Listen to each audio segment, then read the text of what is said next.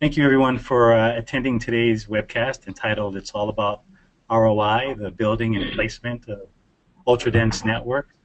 Today, I have the privilege of moderating a panel of Nokia experts, and today we're going to talk about some of the key challenges that are impacting the build-out of ultra-dense networks in today's industry. We'll talk about some of the drivers that we see around ultra-dense networks, and we'll talk about some innovative approaches to evaluating the optimal sites for placement of small cell technologies in ultra-dense cities. We understand that the term ultra-dense networks really encompasses a variety of products and technologies, and by no means are we intending to imply that small cells alone are the only technologies that will be used. We understand it'll be a mix of technologies, and so I just wanted to put that note out to everyone that we're using small cells in this presentation as a use case example, but we understand it'll be a mix of indoor and outdoor technologies to really bring the promise of ultra-dense networks to fruition. So with that said, I'm going to introduce my panel members today. We'll be joined by Bill Koziel, CEO and President of SAC Wireless. Amit Mehrotra is the head of NPO operations at Nokia, and Preeti Krishnan is a solution architect at Nokia. Perfect. So we're going to get started. Thanks, guys. We're going to get started. I'm going to start with you, Amit. You know, we all know the need for ultra-dense networks. We've heard about the hype of build-out of ultra-dense networks, but I'm wondering if you can elaborate on what you see as the drivers for ultra-dense networks in ultra-dense cities. Oh, thanks a lot, Curtis. So, yeah, we have been hearing about this for some time, haven't we? And lately, though, things are beginning to clear up a little bit better. What was this cloud of possibilities that we've been talking about, you know, things, IoT and other things, it seemed vague and far away, but I think things are beginning to look a lot clearer now. What we're seeing here, kind of looking at the upcoming technologies, is just an explosion of connected devices. And it kind of goes beyond just looking at IoT portion of it. Obviously, we're all beginning to find these smartwatches a lot more often. We're beginning to see a lot more news coverage about smart cars and how it will start impacting the cities. But what's happening behind the scenes is also very important, and you're beginning to see different sectors of economy just picking up a lot of these trends about health is a great sector where the need is just so large to get more and more wireless possibilities in there. There's devices, electronics that are penetrating the ecosystem there. We're also seeing that happen across in terms of automotives and transportation, logistics, and so on. So you just see this this beginning to happen where the use cases are beginning to materialize now, and that really is our point here, that we imagine that this will start moving the network forward. So what we call the 5G possibilities are basically all a function of this density of the network that has to increase in order to support all of these other use cases which previously have never really kind of gone on top of such a network before. So what we see happening, as you will see in the transition to the next slide here, we're beginning to see that this density is going to drive the evolution of the networks for quite some time now. Pretty much from where we are now to fully embraced 5G and beyond, we see density of the networks increasing, complexity of the networks increasing, and all taking us closer and closer to a uniform, ubiquitous connectivity for all the devices. So this is the trend that we are closely watching and in some cases driving, so that the industry, which has always been pretty central is now getting to be more and more in the heart of so many other businesses that are happening in the in and around us. That makes sense. I think we understand what some of those triggers are that you mentioned. It seems like we've been talking about densification for quite some time now. I think the promise of deployments, massive deployments of these solutions, has really not met reality. I think there's some significant challenges to that, and I'm wondering if you could speak to some of those challenges that may be slowing down momentum of ultra-dense networks.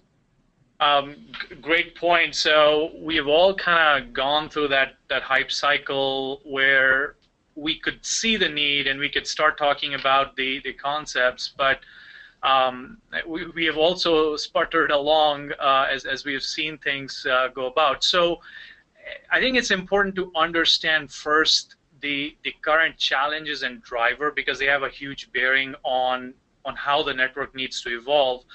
Some important points to make here is, number one, capacity has quickly become the key driver. Now, this was not necessarily always the case. Different networks have been in different stages of their growth and density, where capacity wasn't always this de facto driver, but clearly it is now on top of the list of many of the larger operators, where they're challenged with the spectrum, or limited spectrum, I should say, and the only way out will be to try to increase the number of cells in the network. The other drivers, which are not insignificant here, are latency. And what we see happening is latency, as the networks evolve forward, we would need the networks to respond a lot faster to stimuli. And I think when you start seeing that, it puts a whole different set of pressure on the network evolution as well. So essentially, all these drivers, and by the way, not to take coverage off the table, coverage, especially in a place where we live in the U.S., where geographies are so large, there is still a tremendous opportunity with coverage itself. So all things taken, we are driving the scale and complexity of the network up due to these variety of reasons. And we talked about applications, and now these are sort of the more network drivers in terms of what is bringing this about.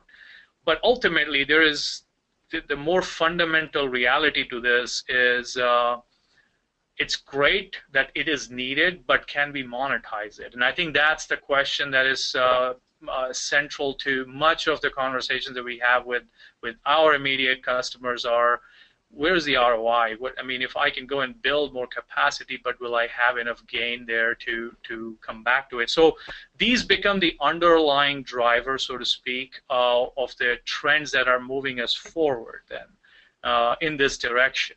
But then, of course, like you mentioned, there are things that are impeding us or not allowing that to happen much faster as well. Yeah, it's interesting. I think there's been a lot of discussion around ways in which they could monetize these investments and maybe generate new sources of revenue. And I think we all understand that the cost equation is also very important for service providers. In fact, I think we're moving, when we start thinking about small cells particularly, we're moving from this paradigm where we're not talking about sort of one macro cell, we're talking about multiple small cells, and these are going to be deployed in high volume. We did a study recently where we looked at, in North America alone, we looked at small cell growth, and I think the growth that we were projecting over the next 5 years is somewhere in the neighborhood of 24 to 25%. So we see a significant ramp up in the deployments, and I'm thinking from a cost perspective, it's going to be very, very significant. I don't know if you can speak to the cost side of the equation here as well. Well, that's an excellent point. By the way, our own data is pointing us to the same direction, as are our customers, that there is increasingly the drivers there for a growth for 20% and more. But what we start seeing very quickly, and I'll take the example while we're talking about the ultra-dense networks as such. If you go to the next slide and we take this one specific example of small cells, for instance, you will see that we're beginning to find too many variables that are driving the costs, and this becomes part of the challenge. It's the network complexity, but it's also very very fundamental level infrastructural challenges.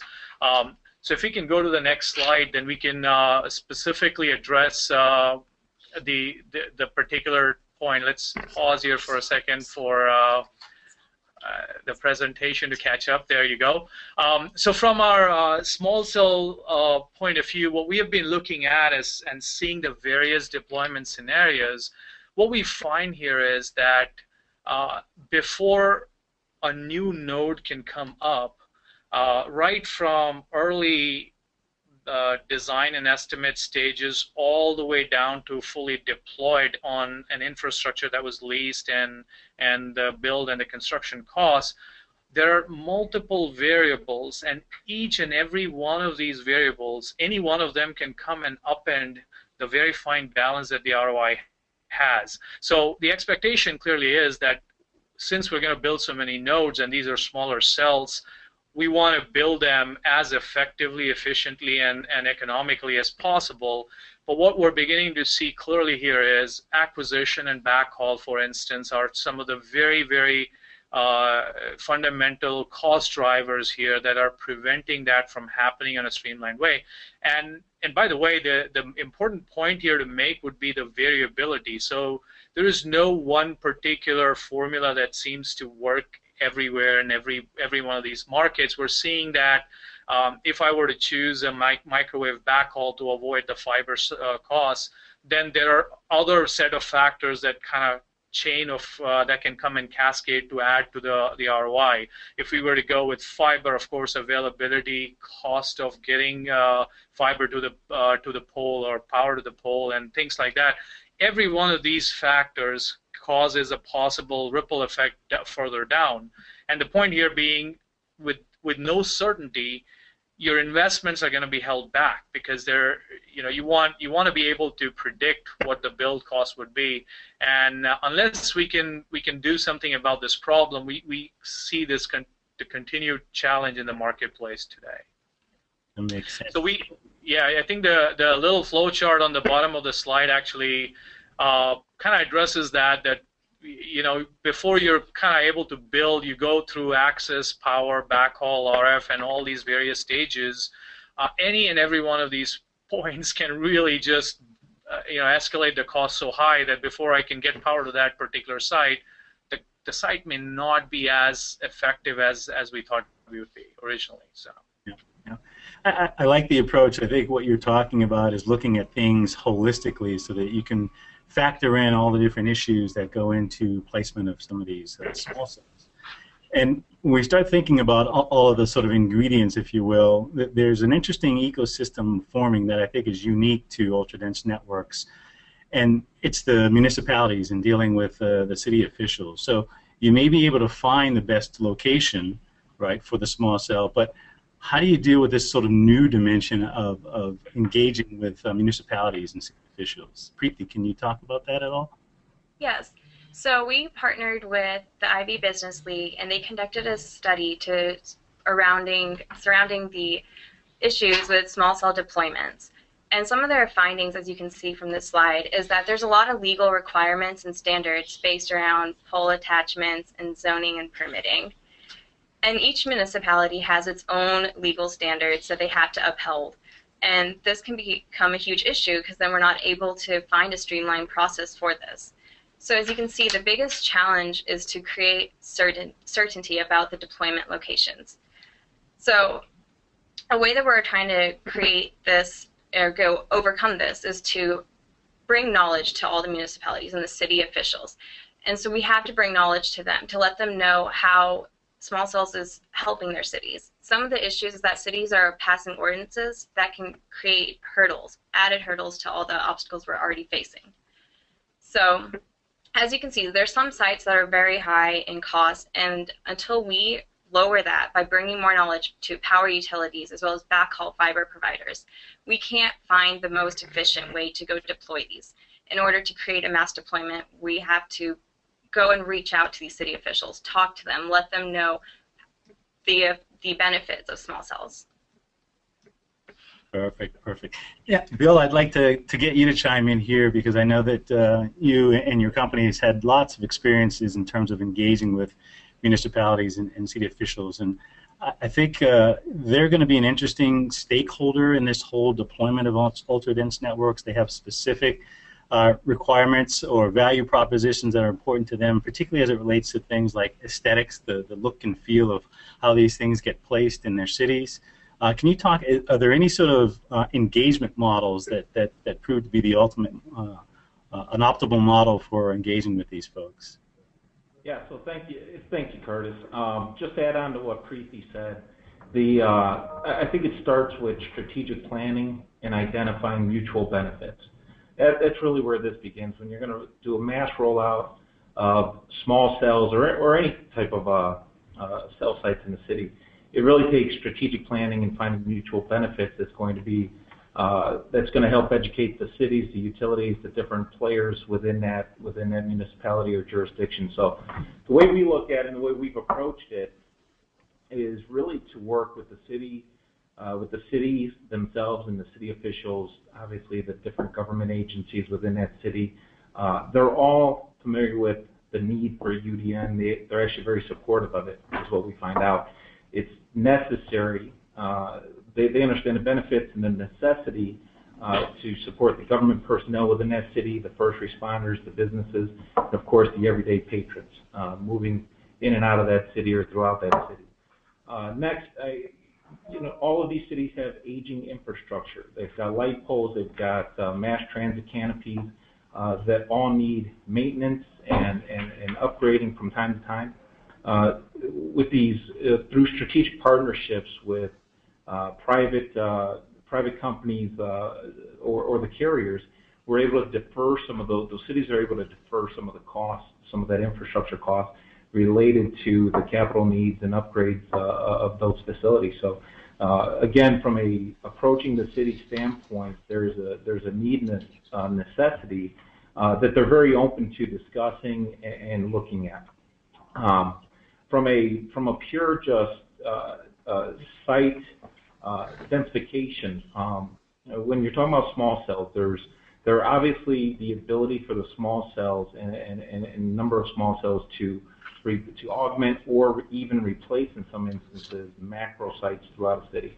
You're going to get better sight lines. You're going to have less obtrusive impact from the cell siting throughout a city, which is aesthetically pleasing to the constituents as well as to the officials governing that city. So we found again that the use and the need is there. The benefits from a city standpoint are clear, and when we're able to find the right locations and apply it correctly, we're finding that they're very favorable to the siting on utility poles and different public facilities. So lastly, I think the key when we're approaching a city or any government agency, whether it be the city, the building department, the city officials, the mayor, the CTO, the CIO of these different cities across the country, or whether it be the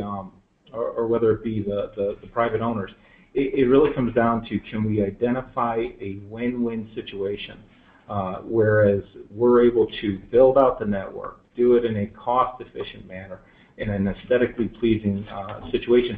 And really, when you're talking about the type of scale that we have here and the volume of sites that we need to roll out, it comes into the process. And I think as we continue on in this discussion, process, standardization, scalability are going to be, it's an underlying common theme throughout any ultra UDN network discussion we're going to have. So, yeah. Yeah, no, that's great. One thing I wanted to follow up with you in regards to these municipalities, there does seem to be a few that are sort of leading edge in terms of how they're looking at these things, and I just wonder if there are common characteristics for cities that sort of quote unquote get it and understand sort of the benefits. Is there anything that you'd point out as again, a leading edge city and the things that they do that could be used for other cities to follow the same path?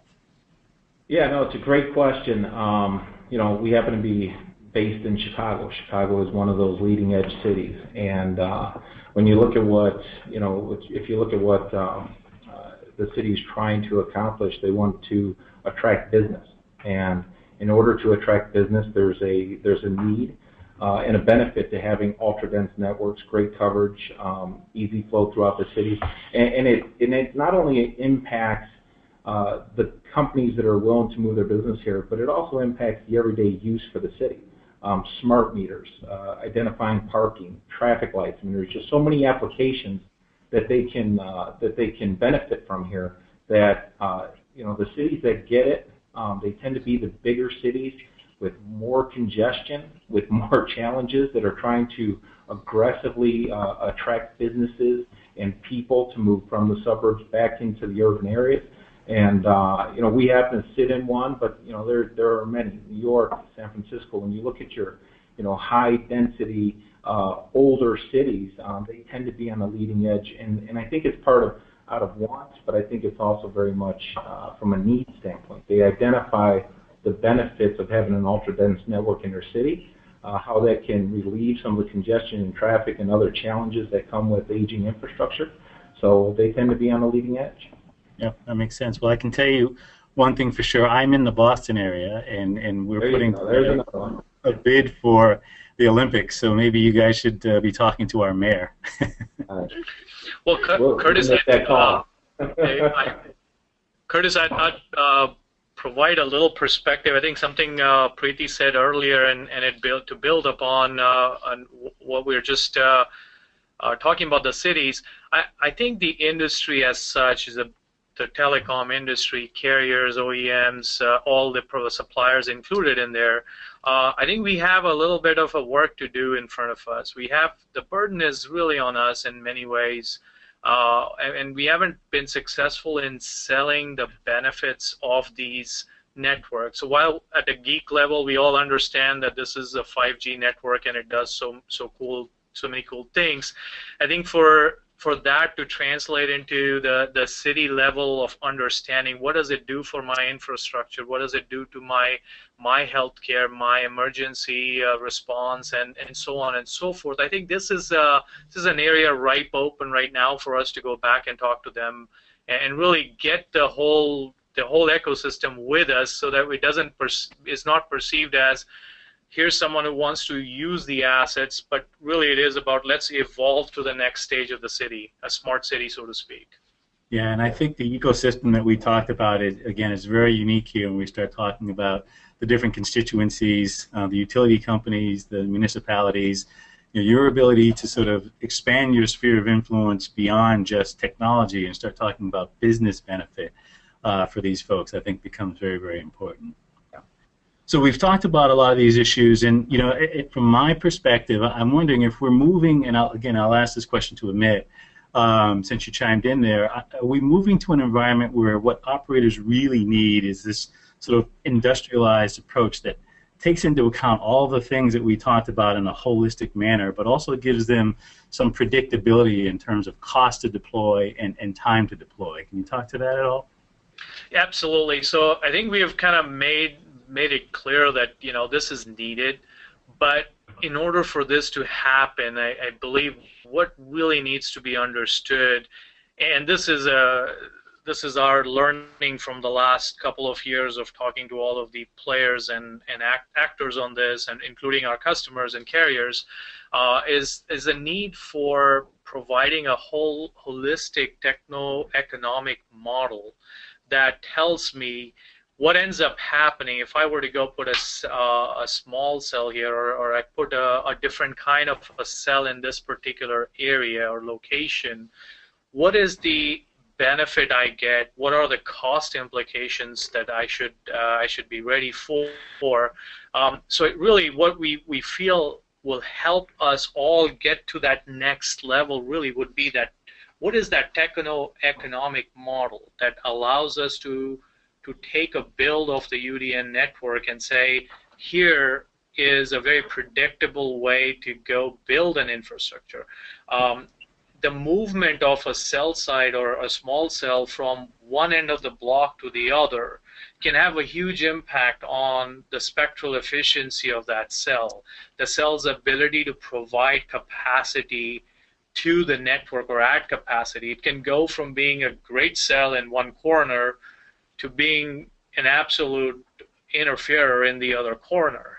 And so you can imagine that there are so many variables that that need to be accounted for, and I think that's really what the need of the hour really is, to understand, identify all the factors that go into this, and then be able to provide a set of inputs that take us to that place where we can predict it then.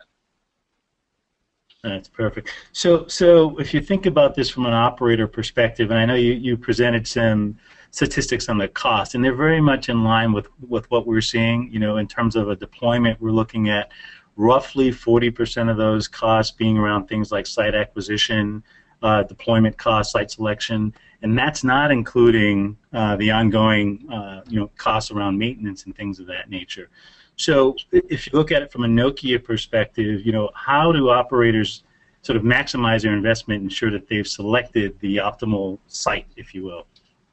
Exactly. I think that's exactly where our head is at. So Bill, Preeti, I, and others have been actually focused on doing this thing. Is what if I was able to provide an index, a sort of a measure of the efficiency of deployment at any given point.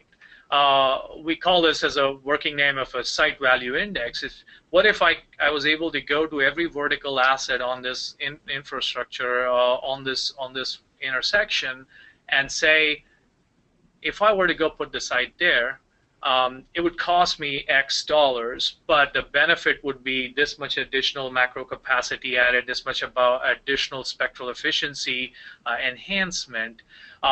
If we were able to get to that point and bring that predictability back in the equation, we believe that will allow carriers to make that investment decisions more wisely, as well as plan the outcome, as opposed to right now where we end up at an unplanned series of events that end up happening.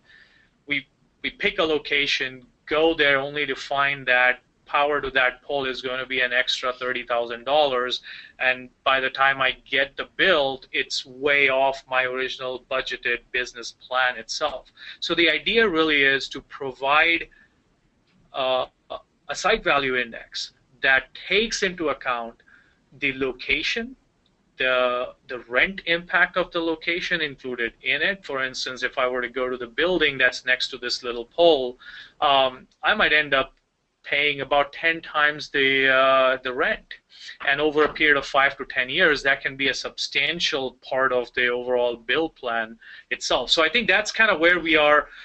We're looking at maybe inviting Bill into this discussion as well. Bill, I think one of the areas that we have all seen a lot of variation from an ownership point of view is the asset owners themselves have different set of expectations. Perhaps you can talk a little bit about what you're seeing on that front that impacts the site value index. Yeah, so a couple things. I mean, from an entitlement standpoint, dealing with, there's still an education process that needs to take place with building owners. For the last 20 years, we've been deploying macro sites. This takes up a large footprint, encumbers that building significantly.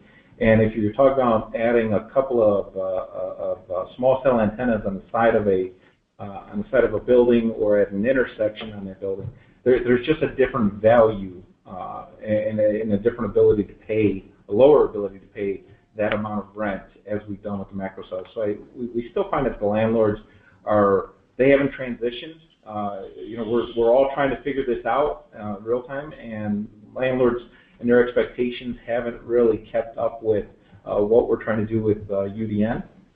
So that's a major factor. And then I think a key component here when you get into the physical location, and the physical locations is just exactly what Amit referenced, is the power in the right location, is the fiber underneath that tower across the street, what is going to be the cost to extend that to tie in, and being able to put a site value index that takes all of this into consideration.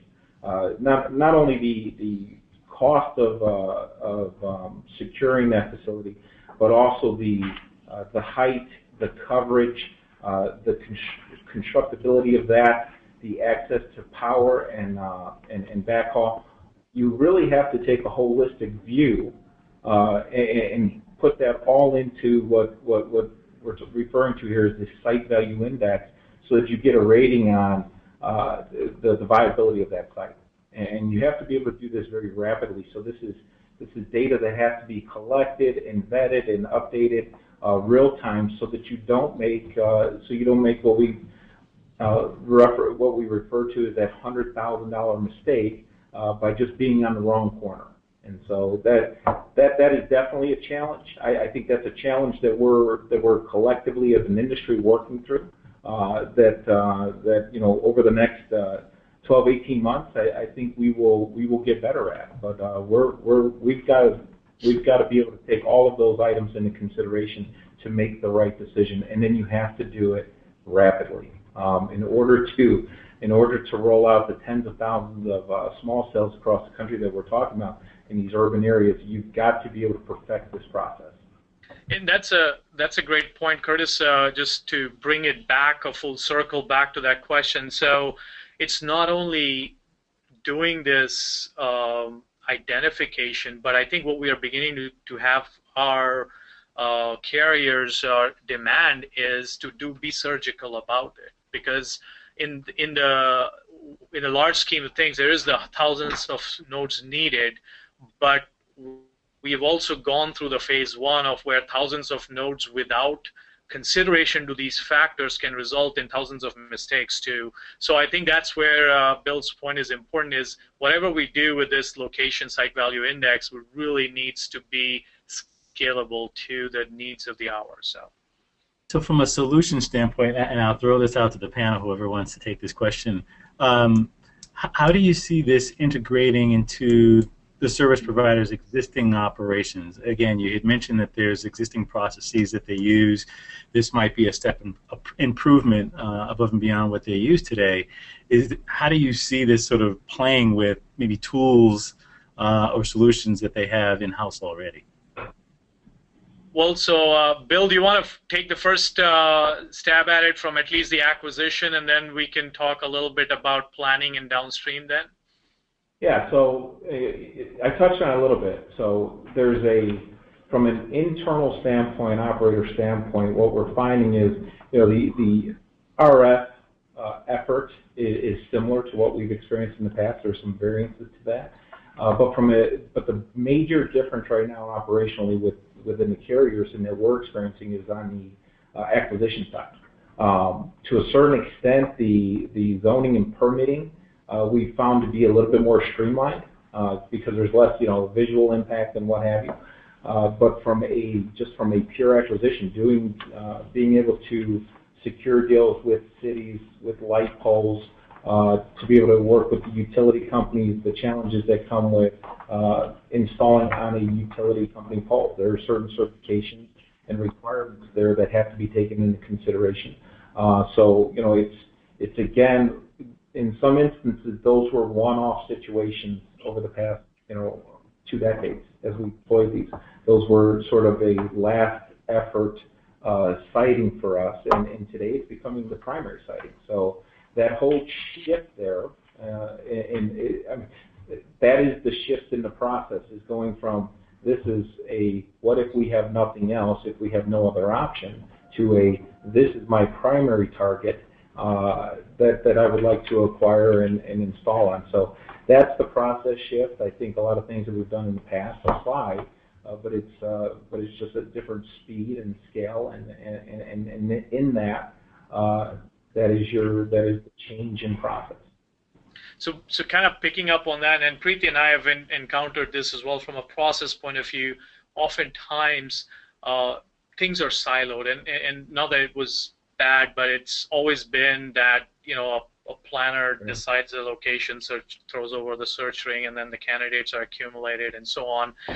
The trouble with that approach, as we have seen, is oftentimes you're on a location too far down the path for you to take a U-turn to realize that, well, to get fiber to that pole or power to the pole. So I think what the idea really is help the carrier and do it together is consolidate all the data inputs, and really at this point it becomes a big data problem. You've got so many variables in this particular equation. You have to understand the impact that cell will make and interplay with the macro cell. You have to understand where your utility allows you to go, where your respective infrastructure is available. Once you get all these inputs in, I think that's when holistically you start the actual process of plan, acquire, build. And to us, I think that's the approach that will come out as we play the initial deployments and come into this large-scale deployments later on. Yeah, that makes sense. That makes sense. Preeti, I think there's been a lot of good information shared throughout the webcast. Now we've got a situation. Now we've got the site value index. We can sort of plug that in and really pull together a better sense of what the ROI might look like. Are there any sort of factors that we haven't discussed that you think are equally important? Yeah, so we have not talked about scalability yet. And so if we're trying to acquire and do this mass deployment of small cells as we project for them to grow within the next couple of years, then we need to acquire not just for one city, but for nationwide. And so we need to prepare for how do we make this a streamlined process, not that it's just one city we go and tackle it, but we tackle it mainstream, and we do it for all the big cities. There's over 500 cities that have over 50K population, and we need to go and do this for everyone, not just one area. So that's our biggest thing, not just trying to tackle how does this work for this one jurisdiction, but how do we do it so that we can do this in a repeatable process and do it in a time-efficient manner as well. Yeah, that makes complete sense. I don't know, maybe Amit, any comments on Preeti's response there? Yeah, I think that's precisely the point here, that what we're beginning to see here is lots of initial learnings are now coming in. We've tried different approaches and so on, but what we are quickly realizing is this need for this new ecosystem to emerge out of this larger piece. So, we will be coming to the market with a lot more discussions and white paper and other points about the site value index itself, but really for this to really grow into a larger densification of the network, we all are the large carriers, the utilities, as well as all the city and the other infrastructure that we have been talking about, will all have to play their respective parts and redefine this equation that we haven't quite mastered yet in a way that it's kind of repeatable and so on. So when we start talking about that Vision 2020, where we are saying that every subscriber is consuming a gigabyte of data every day, that translates to the 300 million population, right? That's a lot of data that is getting consumed. Right. That infrastructure for that will be a responsibility of the OEM to bring the technology to the table. It'll be the service providers to bring the right scalable process and services that can go into all the 700 cities with more than 50,000 population, not just solve it for Chicago and then what? Because right after Chicago, you kind of expand the circle. You've got Minneapolis, you've got Kansas, you've got all of these cities with their own unique challenges, but that mind share has to continue forward. So I think that's really where it's a call to action for really many of these players and all of us together. Right, absolutely. That makes sense. I think there's been a lot of good information shared on this, and I think the approach that you're talking about, the site value index and what you've put together is very, very, very innovative. And I think it comes from a company that's got a real strong and what I would say unique skill set around implementation, deployment skills, project management skills, particularly with SAC Wireless on board now. So I think the fact that you guys have done this, and it's again powered by such strong capabilities, kudos to all you folks for what you've put together here, definitely. You had mentioned some information, Amit, that will be available soon. There's some white papers that will be available. I want to thank everybody. This will end the sort of formal webcast. I want to thank everybody for their attendance. And at this point, I'd like to open it up for Q&A. So if anyone has questions, if you could submit those now, that'd be great. We'll take a couple minutes here, get the questions, and then we'll go from there.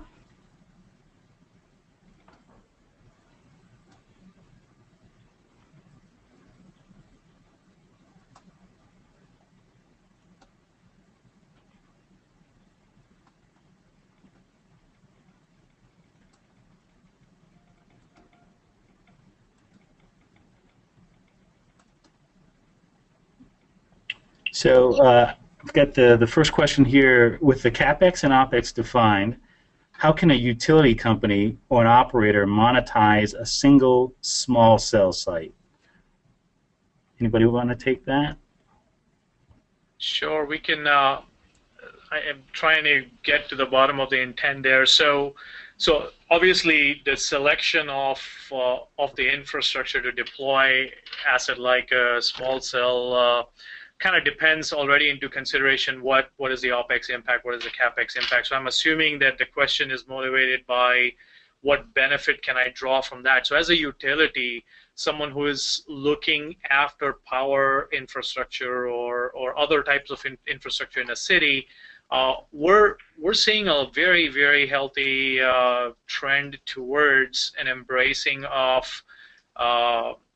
letting the infrastructure be monetized, not only with the rents and other parts that kind of come in, but to make it a part of this evolving smarter city itself. So I think there is that dual role the utility ends up playing, and the carrier from that point of view has that ability to serve the needs of the local population, in addition to taking off a whole chunk of capacity off their existing networks on macro sites from a capacity offload point of view, as well as from a utility playing that continued infrastructure provider role. I think they both, it's a win-win in that situation. I think what we are talking about these days is really how do we facilitate that to happen at a larger scale. This is not a new concept. What outdoor DASs have been deployed for a long period of time, but there were different business drivers there. Now we're just beginning to see that the volumes as well as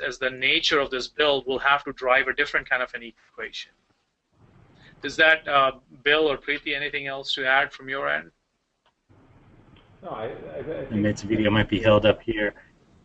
Oh, can you hear me? Okay. Yep. Yep. Perfect. So maybe, Bill, we can move to you. I have another question here. We have a company that's thinking about a small cell build out, and the question is, using small cells and het nets inside multi-floor buildings, do you see this as one of the primary usages of small cells and het nets? Yeah, I think we look at it more as complementary to distributed antenna systems within buildings with multiple floors. We think it can augment a DAS installation, which has, at the end of the day, just more horsepower, and is going to provide a greater amount of coverage and capacity within that building, especially if you get into, Class A, 50, 60, 100-story buildings in major cities. That small cell implementation can fill some voids and close some gaps in coverage, or even in capacity. But I think we don't see it replacing it. We see it as an addition to distributed antenna systems. So Curtis, from what we know today, inside the buildings is a huge challenge area. It's an open area for multiple solutions to come in and help. So I like to call it as the tip of the iceberg. We have taken care of some of the largest venues, but everything underneath is open for solutions. So to the point Bill was making, DAS will have a role to play, but we also believe very strongly that it's going to have a whole bunch of other types of solutions, including the small cells that will come in and help fill that gap. Perfect. We have another question here. I think Preeti talked about this in terms of predictability and repeatability specifically. And the question really is around the different needs of municipalities and how you deploy small cells to take into consideration the variety of factors that may affect one city and may not affect another city? How do you strive for that repeatability that you talked about? So I think that goes into that whole new ecosystem that we're trying to make. It's enlightening the city officials, mayors, that way we can get what their legal restrictions are. If we know, then we know what we're aiming for and we try to go deploy. But like I said, every different municipality has their own set of standards. So if we can bring some light to them, share with them what we're trying to do for their city, and get some knowledge back on their end as to where are the good places to deploy, where is it that we can't place any small cells up on a pole just due to their restrictions. So we can get that knowledge and information shared back and forth, and we can make this more of a repeatable, easy process. So I think it's a process of education, right, and sharing the success stories across. You know, I think ultimately, at some point, you've got to look at it. The city that invests in the right infrastructure for becoming a digital city, becoming that smart city of the next generation, I think will win significant advantages. And and it's not that the cities get it. The trouble has been that the solutions that have so far been put forth are not necessarily ones that have scaled to the right level. So I think we are at that place and point in our evolution where technology is now available in our hands. Now we're beginning to realize the volume needs and so on. The needs are come in the picture as well. So now going back and having that conversation will be very helpful. Great, thank you guys. I see another question here on a topic that we didn't really go into much detail, but the question is around self-optimizing networks and the point that it will be a key cornerstone of reducing OpEx. So the question is, does Nokia have any new or promising SON solutions for small cells? A brand spanking new one, right? So yeah, absolutely. That's a great point, and it is a big enough topic that we didn't really want to bring it on just today. But the point the viewer is making is absolutely accurate. When you start talking about working with a network of going from, let's say, 500 macros to about 7,000 cells, you can't do that the way we have traditionally run. So SON is a very important and necessary ingredient of this build, especially on the operations side, but also on the deployment side. So we talk about, on our product side, we talk about plug and play and turning the deployment times down from hours to minutes. So we have that SON capability built into our product right from conception level onwards. And then, I mean, recent announcements with our acquisition of Eden Rock and other steps that we're taking will only further strengthen our story, and especially the need for this in the larger context as well. So I think it's a necessary and an important part of this conversation. Yes. Perfect. We've got a lot of questions here. It's great. I think this is an interesting topic. Another question here: do you see a different approach for large industrial sites as compared to municipal sites? Large industrial sites, just meaning a industrial tract of land? Is that what? Yeah, there's not a lot of detail on that question, but yeah, we can. If you're looking at most industrial sites, it's got a different makeup, and so quite frankly, in the past and even today, we don't get as many calls for building out specialized coverage for an industrial site because what tends to happen is the macros, if the macros are there, you tend to get the coverage and capacity. It's industrial, so from a zoning permitting standpoint, regulatory standpoint, it's sort of the ideal location to build a macro site. So anything is possible in this business, but as of today, we tend to address that need through macro sites, traditional macro sites.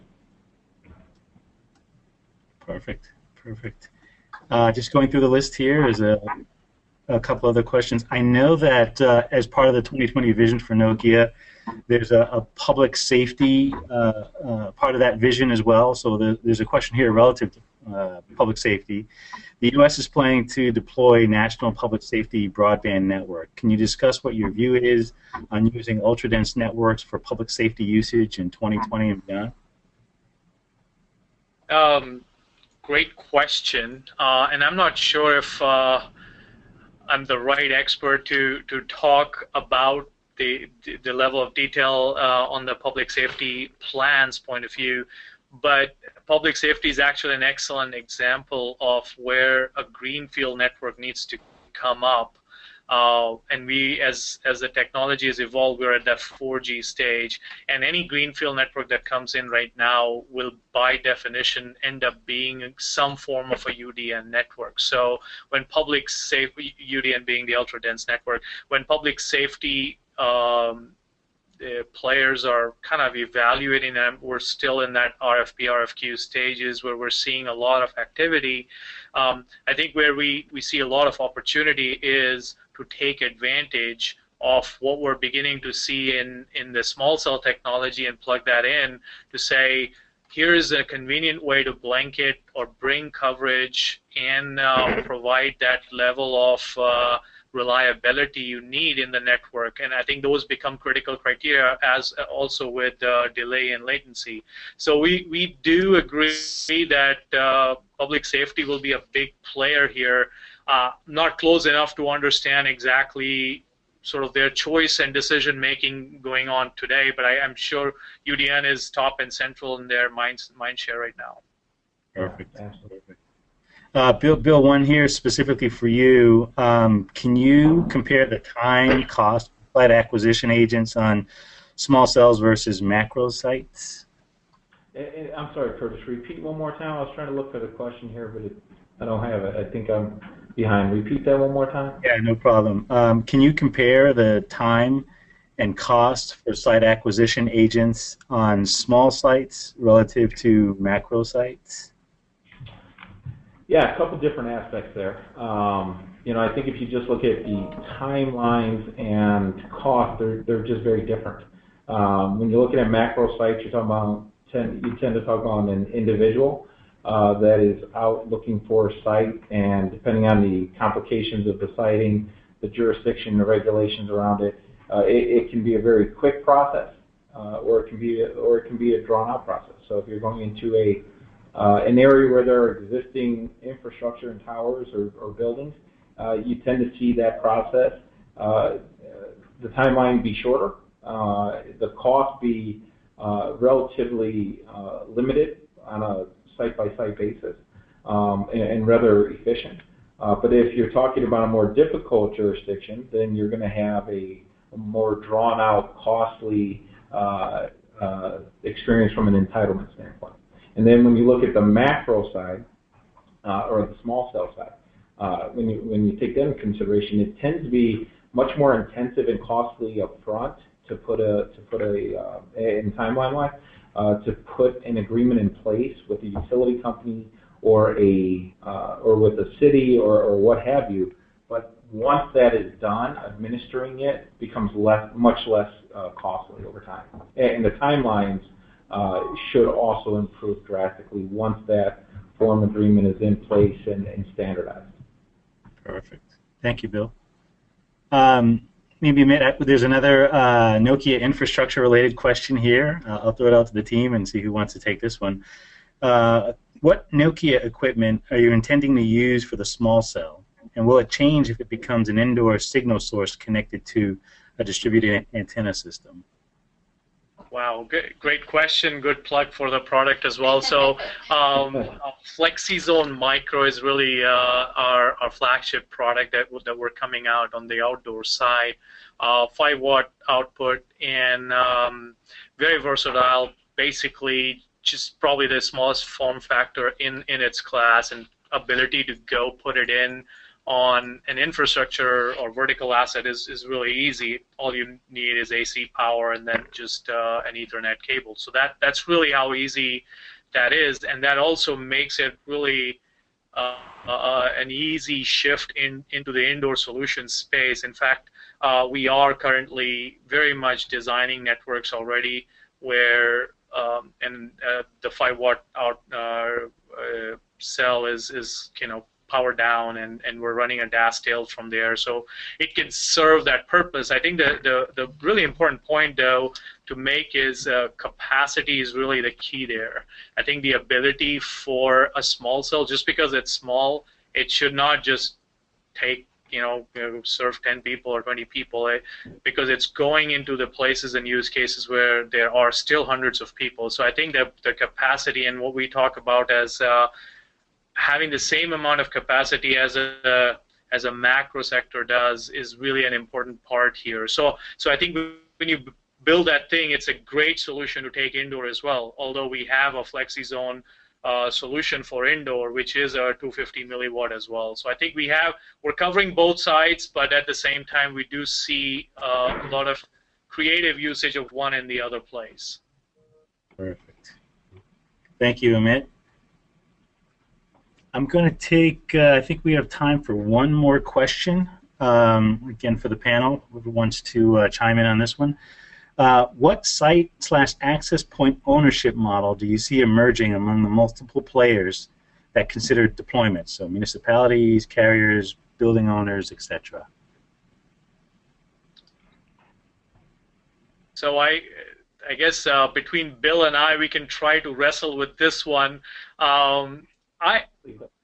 To be honest, I'm not much of a crystal ball gazer here, so some of it is crystal ball gazing anyways. Looking at what the trends are, I think we see a healthy continuation of this neutral host trends in some cases where the infrastructure is owned by a third party. It could be the building or a different third party, and that marketplace is not going away. That's not part of it. In fact, ultra-dense network needs a lot more variation to that. So we see some of that in the marketplace at all times. But when we are beginning to talk about these other segments of solutions that we're looking at, the outdoor piece, for instance, I think there is a very good chance that the carrier still wants to maintain and own that particular infrastructure, and it makes perfect sense in many cases. Again, it all boils down to the ROI and how strategic you can be, but it's also true the reverse way. Some of the densest places that everybody wants to go only has limited assets to host. So there will need to be some place where things come together and there's shared infrastructure in the way. We see a good mix of all. Bill, any other further insight from your end? No, I think you addressed it. I think you addressed it well. Obviously there's a lot of different business models out there, and when you just look at who is actually making these investments, whether it be in macro sites, DAS installations, or now in small cell, we're seeing sort of across the board. And there are build-to-suit companies out there, tower owners who have gotten aggressively into the DAS space as well as into the small cell space now. Those are infrastructure companies that are neutral host. We see a lot of deployments still driven and paid for by the carrier. In addition to that, we've also seen, not specifically in the small cell area or in the macro, but in the DAS, we've actually seen a lot of private landlords and institutions start to provide the funding for those investments, for those DAS networks to be put into their facility. I think it's, when you think about commercial real estate, for example, it's